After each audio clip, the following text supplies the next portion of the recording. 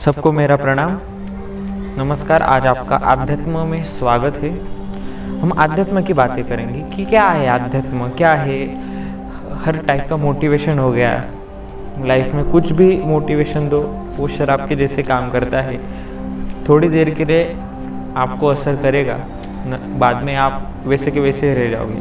परंतु आध्यात्म एक ऐसी चीज़ है लाइफ में, जीवन में, कि जो आपको निरंतर आपको ऊर्जा देती है, क्योंकि आध्यात्म असीमित ऊर्जा का स्रोत है। ये सूर्य जैसा असीमित ऊर्जा है, ये सूर्य से भी बेहतर है सच बताओ तो, क्योंकि आध्यात्म नाम की चीज़ ये इतनी बेहतर है, इतनी डीप है, ये आकाश से भी अनंत है, ये आकाश ही है।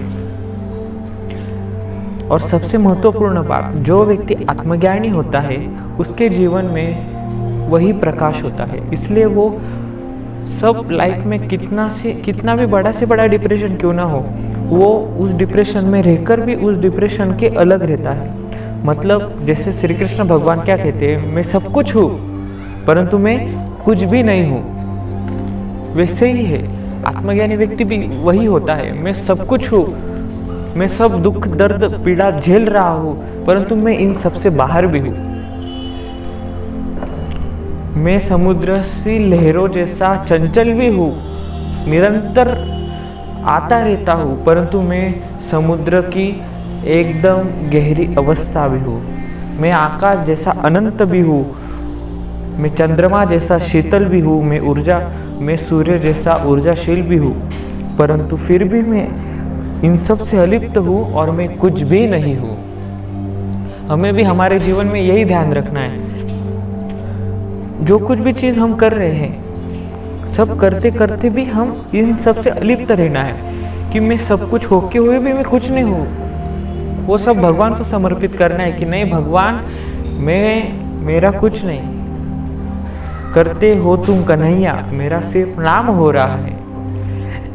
बहुत कम लोग होते हैं जिनको ये समर्पण भाव रहता है। जैसे एक नई जनरेशन का देखो, जब एक लड़का एक लड़की को देखता है तो वो उसके प्यार में पड़ता है, उसके बारे में सोचने लगता है, उसके बारे में ख्याल करता है, उसको मैसेज करता है, टेक्स्ट करता है, रील भेजता है, जो कुछ भी आप इमेजिनेशन कर सकते हो। वैसे ही भगवान के प्रति होना चाहिए, आपको भगवान से प्यार होना चाहिए। पर हमें भगवान से प्यार करना आता ही नहीं। हमें वो व्यवहार करना आता है भगवान से कि मैं 10 रुपये चढ़ाऊँगा तो मेरे 10 मार्क्स बढ़ेंगे। नहीं, तुम भगवान से व्यवहार करते हो और आपको सिर्फ कर्म का फल मिलता है। तुम जब तक उस भक्ति की अवस्था कर हम पहुँचते नहीं, तब तक हमें भगवान का प्रेम प्राप्त ही नहीं होता, क्योंकि हमें प्रेम के बारे में पत्थर बना दिया है। असली प्रेम क्या है ये हमें पता ही नहीं, इसलिए हम इंसानों से प्रेम करते हैं। जब तक हम इस निर्गुण निराकार परमात्मा से प्रेम करते नहीं, हम राधा रानी से प्रेम करते नहीं, हम परम तत्व परमेश्वरी तत्व को प्रेम नहीं करते, तब तक हमें समझ ही नहीं सकता कि प्रेम क्या है। प्रेम वो जीना है जो हमें जीवन की अनुभूति देता है। तुम्हें वो गहराई में लेके जाता है, आकाश से भी अनंत कर देता है प्रेम तुम्हें, परंतु उसे जीना आना चाहिए। उसे जीने के लिए तुम्हें सबसे पहले प्रेम करना आना चाहिए, तुम्हें भक्ति करनी आनी चाहिए। जब तक ये चीज़ें होते ही नहीं तो लाइफ बढ़ेगी नहीं आगे। भले आप कौन से भी जनरेशन के हो, कौन सी भी जनरेशन हो, अल्फा बीटा जेनजी कौन सी भी हो, जैसे जनरेशन बांट दिए है कि इतना उतना उतना, परंतु ये कुछ भी नहीं है। सब सिद्धांत तो बदल सकते हैं साल अनुसार, टेक्नोलॉजी अनुसार, परंतु कर्म का फल तो नहीं बदल सकता ना।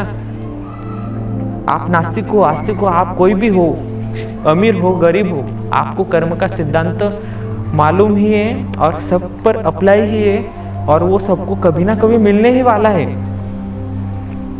तो हमें क्या करना है लाइफ में, अगर ये हम नहीं सोच सकते तो हमें ये तो करना है कि अगर आप ब्लैंक हो चुके हो, अगर हम पूरे ब्लैंक है कि मुझे पता ही नहीं कि मुझे जीवन में करना क्या है, तो हम वो क्षण में क्या होता है, हमें सब कुछ समर्पित करना होता है भगवान के प्रति कि मुझे कुछ नहीं सूझ रहा, सब आपका है। जीवन में चमत्कार तभी घटते हैं जब तुम नमस्कार करना सीख जाते हो। क्योंकि समर्पण भक्ति ऐसी चीज़ है, वो चमत्कार नहीं है। चमत्कार क्या लगता है लोगों को कि हमने कुछ चीज़ें की तो हमारे जीवन में डायरेक्ट पैसा आ गया, मेरा शेयर मार्केट का शेयर बढ़ गया। नहीं भाई, वो चमत्कार नहीं है। चमत्कार नमस्कार से आता है, मतलब तुम्हारी भक्ति, तुम्हारी श्रद्धा, तुम्हारा प्रेम इतना होना चाहिए कि भगवान की इच्छा हो, नहीं यार इसकी मदद कर दूँ मैं, उस प्रकृति की इच्छा हो, वो आपका भाग्य कर्म सब बदल दे, और उससे ऊपर भी आपका प्रेम की प्रायोरिटी ज़्यादा, भक्ति की प्रायोरिटी ज़्यादा हो, वो है चमत्कार। परंतु आजकल क्या है, लोग चमत्कार के भूखे हैं, कर्म करने का नहीं है। भगवान का सिर्फ नाम का उपयोग किया जा रहा है, काम तो सब करप्शन के किए जा रहे हैं। यही चीजें हमें बदलनी है। जीवन का सत्य यही है कि अगर आपने अपना दिया जला लिया है तो आपको भी दूसरे का दिया जलाना है। यही कर्तव्य भाव है, यही प्रेम भाव है। अगर तुम्हें तुम्हारा जीवन समझ नहीं आ रहा है तो तुम दूसरों का जीवन नहीं समझ सकते, दूसरे की भावनाएं नहीं समझ सकते। इसलिए सबसे पहले जीवन में ये चीज़ ध्यान रखनी चाहिए, अगर तुम स्वयं की भावनाएं समझ सकते हो, स्वयं के विचार समझ सकते हो और स्वयं को अगर जान सकते हो, तभी तुम सामने वाले व्यक्ति को भी जगा सकते हो, तभी तुम्हारा ये अधिकार है। और आध्यात्म यही सिखाता है। इसलिए अगर तुम कोई भी चीज़ करते हो तो उसे उस समर्पण भाव तक लेके जाओ जो तुम्हें करना है। आज नहीं तो कल देखो, साधारण लाइफ हर कोई जी रहा है, हर कोई ऑफिस जाता है, 9 से 5 ड्यूटी करता है, हर कोई अपना काम कर रहा है। परंतु ये सब आप काम सोचो, आप वो सब काम करके भी आप भगवान से अटैचमेंट हो आपकी, तो आप कितने पावरफुल हो। कल से बेहतर बनना है, कल से ज़्यादा ऊर्जा प्राप्त करनी है, और कल से बेहतर बनते बनते एक दिन उस बेहतर को और बेहतर लोगों तक पहुंचाना है और लोगों को बेहतर बनाना है। इससे सबसे महत्वपूर्ण बात है कि खुद की साइकोलॉजी बदलो। दूसरों की बदलने जाने से पहले खुद की बदलो।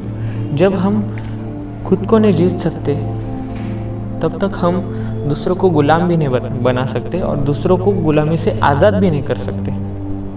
ज्ञानी व्यक्ति दूसरों को गुलाम कर सकता है और गुलामी से आज़ाद भी कर सकता है। इसलिए तुम वो ज्ञानी बनो कि जो सामने वाला है उसे गुलाम नहीं, उसे वो आज़ादी दिलाओ कि उसे गुलामी की भी डेफिनेशन आनी चाहिए और उसे आज़ादी भी महसूस होनी चाहिए कि असल में क्या है जीवन का सत्य।